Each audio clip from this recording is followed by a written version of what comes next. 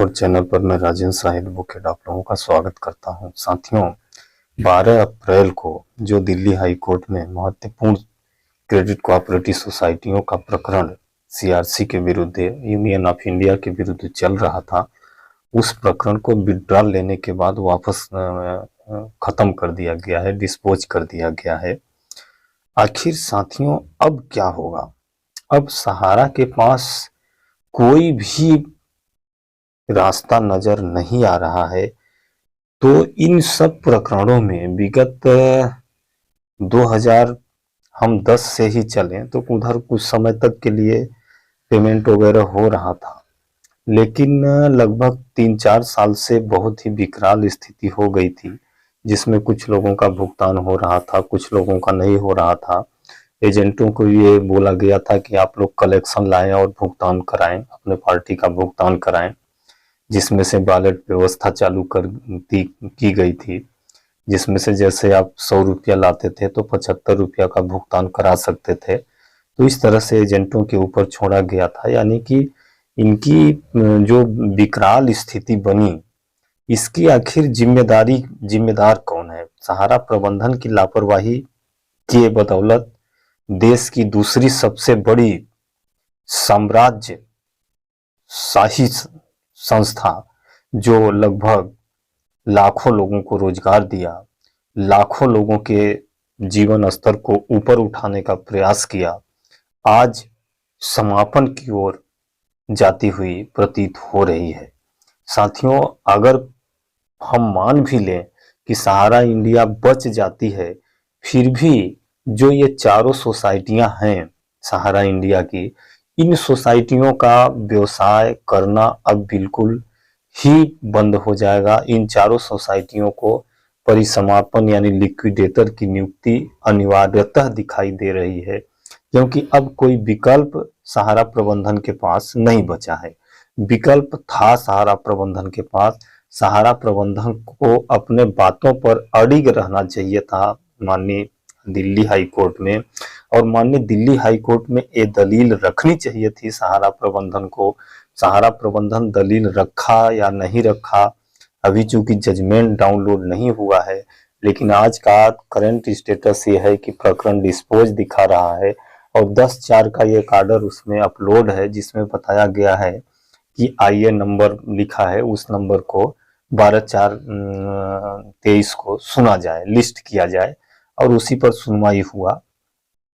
तो सहारा प्रबंधन की जो मुख्य लापरवाही थी वह यह लापरवाही थी कि उन्होंने माननीय हाई कोर्ट को या सुप्रीम कोर्ट को यह समझाने में नाकाम रहा है कि हमारे पास जो भी हम निवेशकों का पैसा लिए हैं, उस पैसे का हम चूंकि इन्वेस्टमेंट कर दिए हैं, कहीं ना कहीं निवेश किए हैं, और जो पैसा बचा था उस पैसे को सेबी में जमा कर दिए हैं।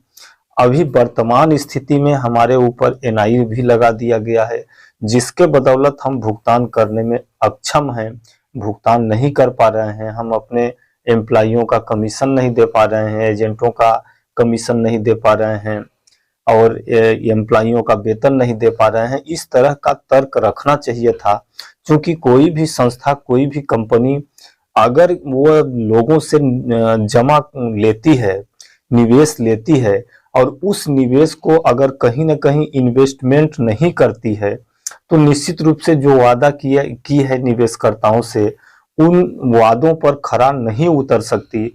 तो जो भी पैसा लिया जाता है आम जमाकर्ताओं से, उस पैसे को कहीं ना कहीं निवेश किया जाता है, और निवेश के ही क्रम में सहारा इंडिया ने उस पैसे का निवेश एम्बे वैली में किया, जो माननीय वित्त मंत्री लोकसभा में भी स्पष्ट बताया गया है कि 65,000 करोड़ रुपया जो है एम्बे वैली में निवेश किया गया है, और 15,000 करोड़ रुपया सेबी के पास जमा किया गया है। तो अगर हम 62 और 15 को जोड़ते हैं तो 77,000 करोड़ रुपया होता है। 77,000 करोड़ रुपया में से कुल वसूली जो किया गया इस दरमियान सहारा के द्वारा 86,000 करोड़ रुपया का, यानी 9,000 करोड़ रुपया का इसमें कमी दिख रही है। तो 9,000 करोड़ रुपए को हम मान सकते हैं कि सैलरी में, कमीशन में बटा होगा। इसके अलावा कहीं और थोड़ा बहुत इन्वेस्टमेंट सहारा इंडिया की होगी, तो कहीं ना कहीं इन्वेस्टमेंट की है। इन्वेस्टमेंट का जो मोटिव है वह निवेशकर्ताओं के प्रति ही है, निवेशकर्ताओं को भुगतान दिलाने के प्रति ही वह इन्वेस्टमेंट किया गया है। तो इस चीज को माननीय दिल्ली हाई कोर्ट को समझाना चाहिए था और अपने बातों पर अडिग रहते हुए एनआई खुलवाने पर जोर देना चाहिए था। लेकिन इस तरह का जोर सहारा इंडिया के द्वारा नहीं दिया गया, सहारा ग्रुप के द्वारा नहीं दिया गया या सोसाइटी के द्वारा नहीं दिया गया।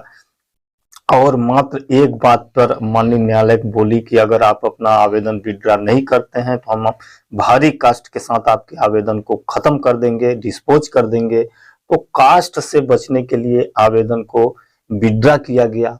अब विड्रॉ करने के बाद इनके सामने कोई विकल्प ही नहीं बचता। अगर माननीय दिल्ली हाई कोर्ट इनके ऊपर जुर्माना भी लगा देती तो उसका अपील करने का चांस था, अपील में जुर्माना माफ भी हो सकता था और एनआई पर छूट भी मिल सकती थी। लेकिन अब साथियों जो परिस्थिति निर्मित हो रही है उस परिस्थिति के अनुसार सहारा की चारों सोसाइटियां का अब व्यवसाय करना संभव नहीं है।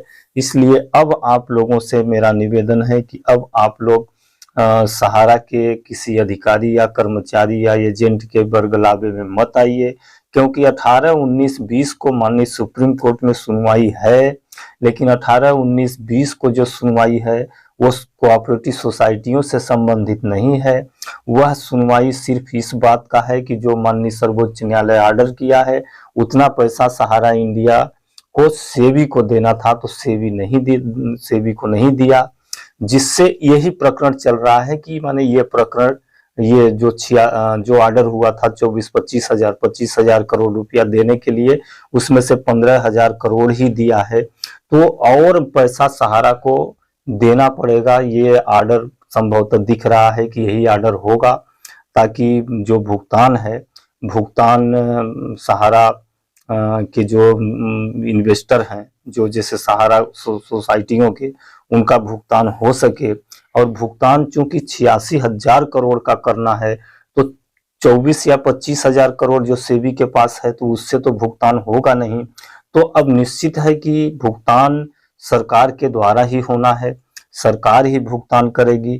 तो सरकार कहीं ना कहीं अब सहारा के जो संपत्तियां हैं, जो अचल संपत्ति हैं, उनको विक्रय करेगी, नीलाम करेगी। नीलाम करने के उपरांत जो धन आएगा उस धन से निवेशकर्ताओं का भुगतान होगा। लेकिन एक बहुत बड़ा विशाल साम्राज्य का जो अंत दिखाई दे रहा है, यह अंत कहीं ना कहीं सहारा प्रबंधन के लापरवाही के कारण है। अगर सहारा प्रबंधन चाहे होता, पुरजोर से कोशिश किया होता। एक तो सहारा प्रबंधन की गलती थी कि अपने किसी भी कर्मचारी को, किसी भी कार्यकर्ता को यह नहीं बोली कि आप सत्य के लिए आग्रह कीजिए, सत्याग्रह कीजिए, क्योंकि हम लोगों के साथ जो किया गया है वह कहीं ना कहीं अन्याय किया गया है। और अन्याय अगर किया गया है तो हम अन्याय को लड़ने के लिए, जो हमारे गांधी जी ने हम लोगों को ब्रह्मास्त्र दिया है, उस ब्रह्मास्त्र का उपयोग करना चाहिए था और हमें सत्याग्रह करना चाहिए था, सत्य के लिए आग्रह करना चाहिए था कि भाई हम जो रियल इस्टेट और सहारा हाउसिंग में जो पैसा था उस पैसे का भुगतान स्वरूप, भुगतान करते हुए जो पैसा मिला उससे हम नई स्कीम में जमा करवाए हैं, नए स्कीम का हम रसीद दिए हैं, उस रसीद को जमा करवा लिए हैं। यानी उस जो कंपनियां हैं उनका भुगतान हम आपके आदेशानुसार कर दिए हैं।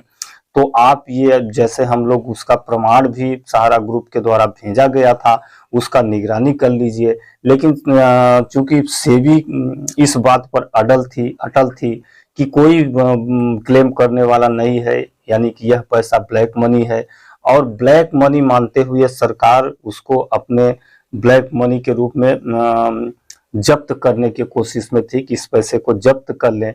लेकिन निवेशकों के आंदोलन, धरना प्रदर्शन के कारण सरकार उस पैसे को जब्त नहीं कर पाई और उस पैसे से सहारा सोसाइटियों के निवेशकों का भुगतान होने जा रहा है। हालांकि वह पैसा सहारा सोसाइटियों का सदस्यों का ही है, चाहे उसको आप रियल इस्टेट मानिए, चाहे सहारा कोऑपरेटिव मानिए, चाहे स्टार मल्टीपर्पज मानिए, चाहे हमारा इंडिया मानिए, कुछ भी मानिए, लेकिन पैसा चूंकि है सहारा का ही, तो सहारा इसमें भी जुड़ा है, सहारा उसमें भी जुड़ा है। तो चाहे कोऑपरेटिव सोसाइटी कहिए, चाहे कंपनी कहिए, है सहारा का, निवेशकर्ताओं का ही पैसा है। तो निश्चित रूप से सरकार इस बात को मान ली है और सरकार भुगतान कराने की ओर बढ़ रही है। लेकिन अब सहारा इंडिया का परिवार जो था, जो इतने बड़े और इतने संगठित और इतने संतुलित परिवार था, उस परिवार का अंत अब सामने दिखाई देता है। अब इस कंपनी को कोई जादू ही होगा तभी बचना संभव है, नहीं तो अब बचना संभव नहीं है। साथियों, इसी के साथ मैं अपनी वाणी को विराम देता हूं। जो भी अपडेट होगा, जो भी जैसे जजमेंट अपलोड होता है, तो मैं जजमेंट के बारे में विस्तार से वीडियो बनाऊंगा। तब तक के लिए मुझे आज्ञा दीजिए। नमस्कार।